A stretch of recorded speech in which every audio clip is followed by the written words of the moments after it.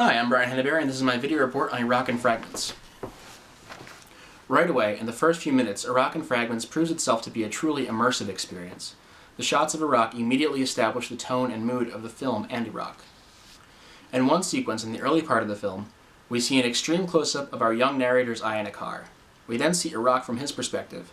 Images rush furiously past us from left to right across the screen, as though we are seeing them from the perspective of a person in a car, or from that of a young boy trying to understand his complex reality.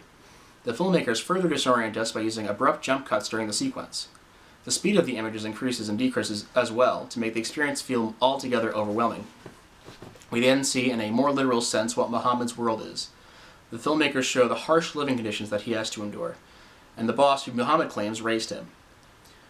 While we see Muhammad being yelled at by his boss, the filmmakers use a contrasting voiceover from Muhammad talking about how much his boss loves him.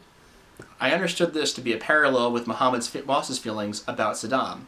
He states that while he understands Saddam was a dictator, he thinks he would never leave Iraq in the state that it's in now that he's gone. When Muhammad leaves his boss to work with his uncle, Muhammad says that he's never beaten at his uncle's factory. Muhammad's uncle's factory, in this metaphor, is the hope for a stabilized post-Saddam Iraq. In a shot-reverse shot sequence in the barber shop, Muhammad sees images of Saddam as a captive juxtaposed to how he was portrayed with power. Muhammad comments on the differences he sees, leaving the audience to believe that though Muhammad does not fully understand his world, he knows that the media shows him and the people of his country what it is that they want them to see. Moving into the second part of the film, the focus shifts from that of a particular Iraqi civilian to the people of Iraq as a whole, as one collective on the cusp of revolutionary change. We see gatherings and rallies of people of different political and religious alliances, all discussing and arguing about the future of Iraq and what it ought to be. These are the peaceful, good-intentioned people of Iraq. In stark contrast to this, the filmmakers begin to show us shots of guns and masked soldiers attacking the citizens.